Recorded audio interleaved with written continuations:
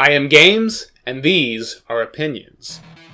Doom 2016 is one of the most critically acclaimed shooters of the last decade, coming out of an infamous development hell guns blazing and being universally praised for casting off nearly all the conventions that had taken hold of the first-person genre ever since its original incarnation, and instead focusing solely on what the series has always done best, ripping and tearing. Doom 2016 delivers on this concept with masterful execution and delivers a devilishly cathartic campaign, and I am one of its many fervent fanatics. However, as someone who has also played a fair bit of Brutal Doom and Project Brutality, mods for the original game that up the intensity, add weapons, and ramp up the gore of the classic title, not to mention share a curious amount in common mechanically with what Doom 2016 offers, I've also had to admit a certain uncanny truth. These mods of a 1993 DOS game feel better to play than Doom 2016. For all the modern visuals, blistering frame rates, and mega textures of Doom 2016, I can't shake the feeling that firing a weapon and killing an enemy is simply a bigger come in Brutal Doom. How can something like this even be possible?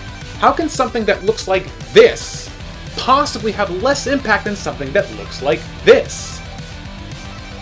I think probably the most obvious reason is enemy reaction. The fact that in Doom 2016 an imp can tank a couple hits from the combat shotgun from anything but point blank range weakens the weapon's sensation of stopping power. Compare that to Brutal Doom, where even from a fair distance, unloading a single shot reduces imps to a spatter of gibs and gore. Weapons across the board seem to do more damage in Brutal Doom. Hit reactions are important too.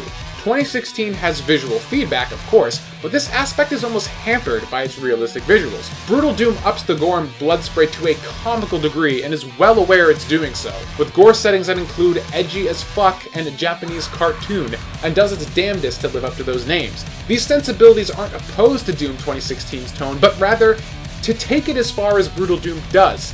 Having imps explode in a shower of blood exponentially larger than all the blood in its body, as limb sprites roll around on the ground painting the floor red, would really look out of place in the photorealistic environments of Doom 2016. To keep its own sense of cohesion, it has to pull things back a bit and limit its reactions to what makes sense in reality, only tap dancing on that line of absurdity rather than utterly steamrolling it like Brutal Doom does. Gameplay isn't the biggest reason for these differences in feel though. Unquestionably, Doom 2016's biggest weakness, and conversely Brutal Doom's biggest strength, are the sounds these weapons make. Audio design is incredibly underappreciated, not just in games, where so much of the talk surrounding them is dedicated to graphics and pixel peeping, but just in general. Nearly all of us inherently value sight more than hearing, but sound plays a vital role in our perceptions, often cluing us into danger much sooner than our eyes. The point is, sound is just as important a piece of information as what we see, and Brutal Doom exemplifies this fact with every bullet. Every single weapon, from the starting pistol to the BFG, have been painstakingly designed to give insanely cathartic audio feedback, that the shots you miss in Brutal Doom feel better than the shots you land in 2016. It's that good. Let's examine this with probably the most commonly used weapon in both Doom games, the standard combat shotgun. I've disabled the music in the following clip so we can hear the audio design unhindered by the tone the music would otherwise add to the equation.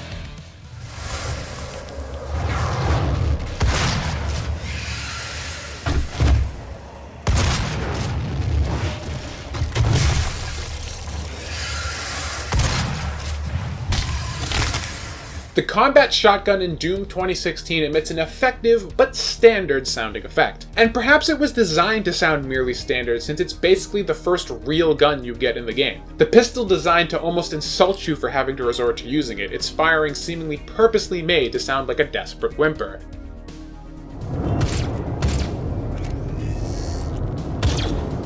Nevertheless, the shotgun in 2016 is fun mechanically, but in terms of catharsis, it relies almost entirely on the visual feedback to give itself weight. Compare this to the shotgun in Project Brutality.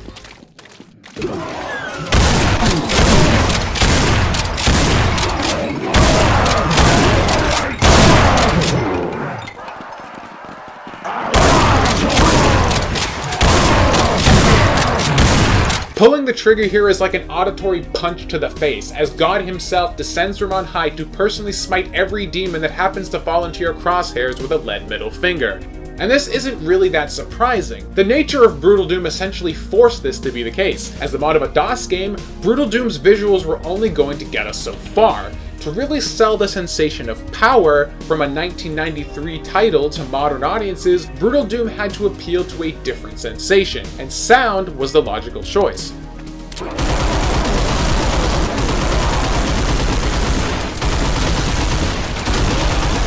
With sound effects this cathartic, the absurd blood effects were really just icing on the cake. The gunshots alone sell this game. And you don't have to take my word for it either. There's also a realistic blood setting that tones these effects down exponentially, and everything still feels just as good.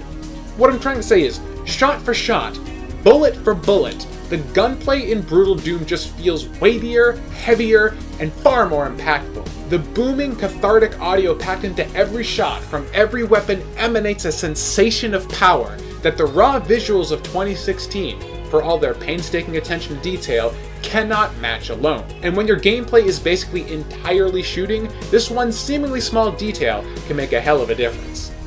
And if you, like me, are a 20-something spawn of hell and a fan of Doom, you should rep your pride by buying the brand new Doomer t-shirt, one of the many tantalizing designs on offer at the I Am Games Spreadshirt store linked below. Once you've suited up and become games, join us on our live stream at twitch.tv/IamGamesIamGames, where we'll be streaming Mega Man 11 and who knows what else after that. Streams are Tuesday and Thursday at 6 p.m. EST, and Fridays we host the Midnight Debauchery stream where all bets are off and we go full games. Link in the description. See you there, and remember to always be the games you want to see. I Am Games, signing out.